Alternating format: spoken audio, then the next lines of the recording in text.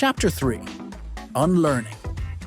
Observing reality in Israel over recent years reveals that we are under attack by black swans. A black swan is a term for a phenomenon considered impossible, like a black swan, until it suddenly becomes real, like a black swan.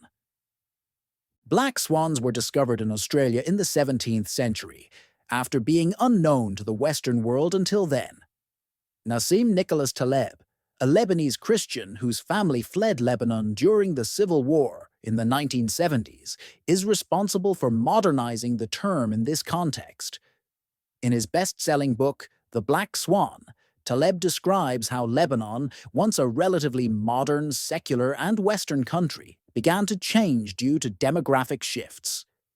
His relatives who remained in Lebanon kept telling him that the societal changes were temporary and couldn't possibly get worse. But things did get worse, and then even worse, and worse still. Taleb uses his family's story and the situation in Lebanon during the 1970s as an example of an unexpected disruption, a black swan event. Based on what we know and our past experiences, we prepare contingency plans to cope with a disrupted reality. These plans are effective when the new, disrupted reality's rules are similar to the old ones. However, often the situation is different. This scenario is akin to the story of the frog slowly boiling in a pot of water that gradually heats up, highlighting our human difficulty in perceiving dramatic changes when they occur gradually.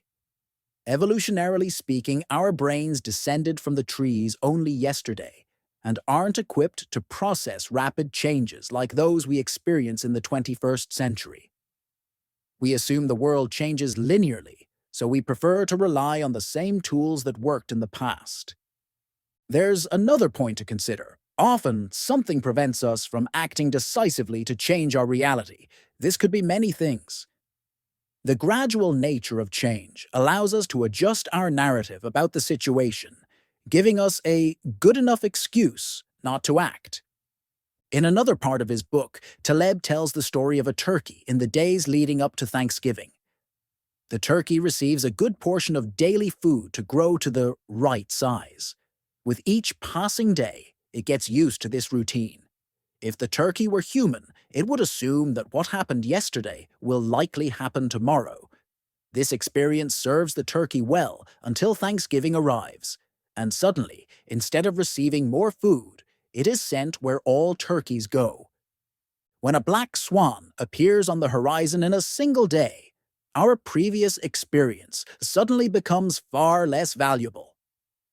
It's important to distinguish between the turkey and the frog. While their stories may end similarly on someone's plate, the nature of their disruptions differs.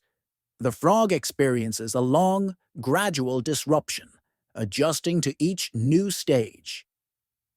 The turkey's disruption is immediate.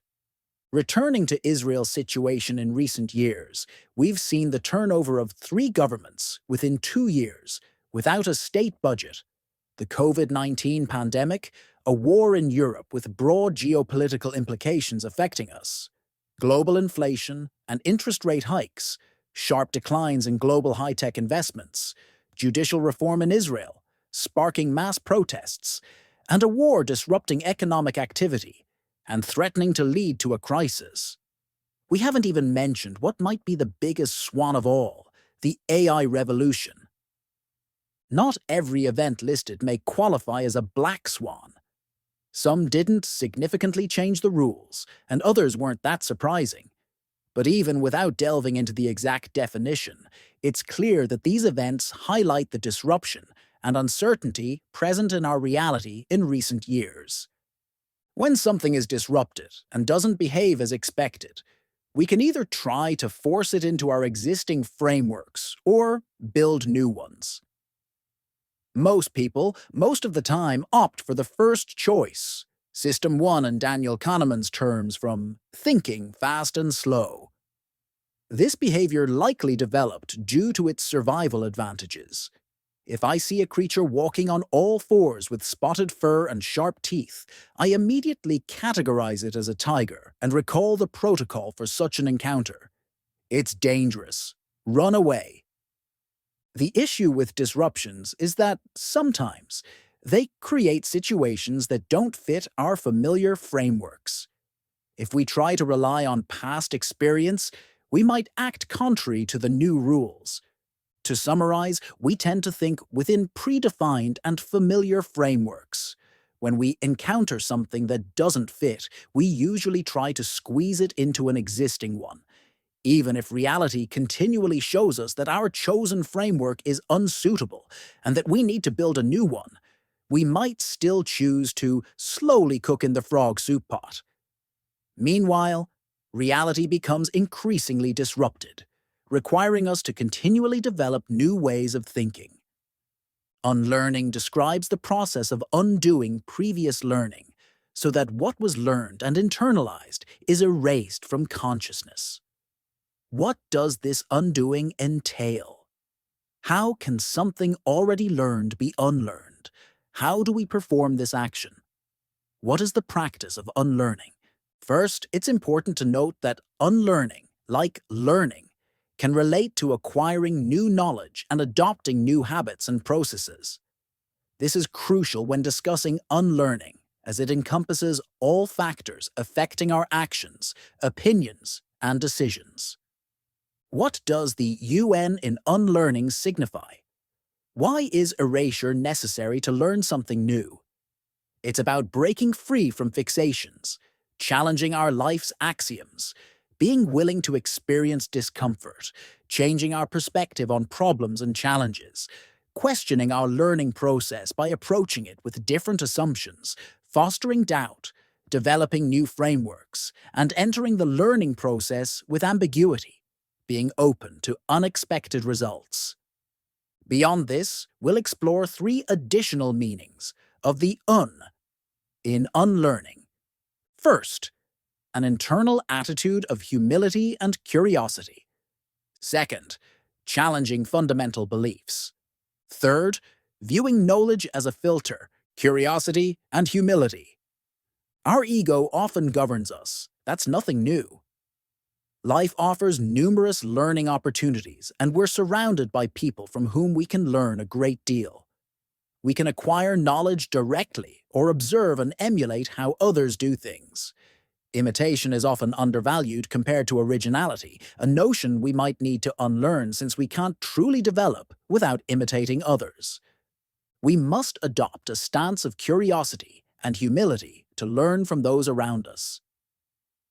Curiosity involves genuinely wanting to listen and understand others, releasing our automatic judgments when hearing different opinions, not confining them to our preconceived frameworks, and assuming they have something valuable to teach us. It's about authentic interest in what others think and feel, not because we should, but because we genuinely want to.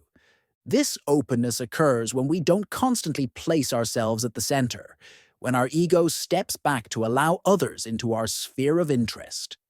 This leads us to humility. To learn something new, we must suspend our ego, set it aside, and become beginners, admitting we don't know and need others to teach us. Interestingly, there's an inverse relationship between how much we claim to embrace this stance and how challenging it is to truly adopt it. We might say we're open to learning from anyone, but many of us find it difficult to depend on others. Challenging fundamental beliefs. Every action, decision, and stance is underpinned by basic assumptions through which we view the world. Our beliefs about how it operates. These beliefs are like glasses through which we perceive reality. They filter the information that reaches us. Consider a hypothetical example. A manager opposes remote work. Why? Because he believes it's ineffective. Why? He thinks employees will engage in non-work-related activities more than in the office. Why?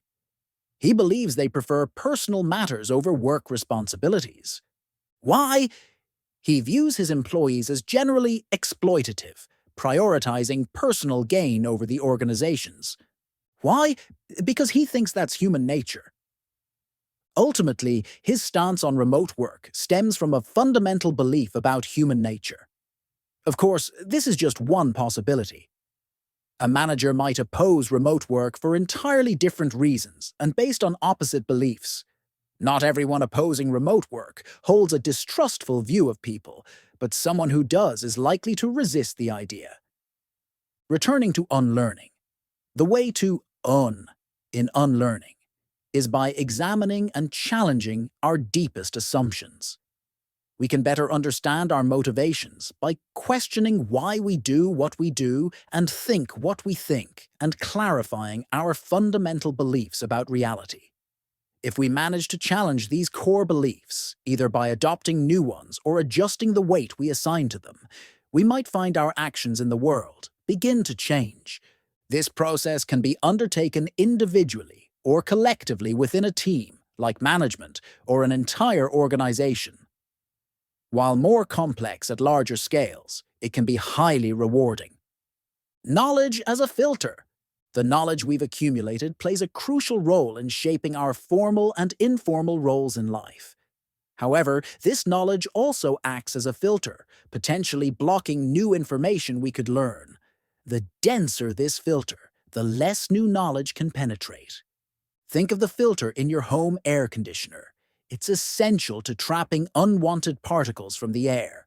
Over time, though, it collects dust, hindering airflow, and eventually affecting the air conditioner's performance.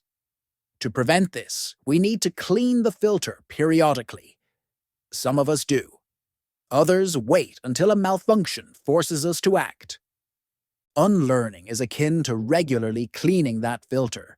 It asks which knowledge and experiences might prevent us from seeing and absorbing important information.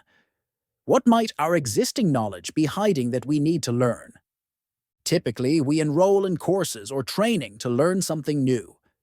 At CoLeague, we hope that, beyond the learning experience, participants will also engage in significant unlearning.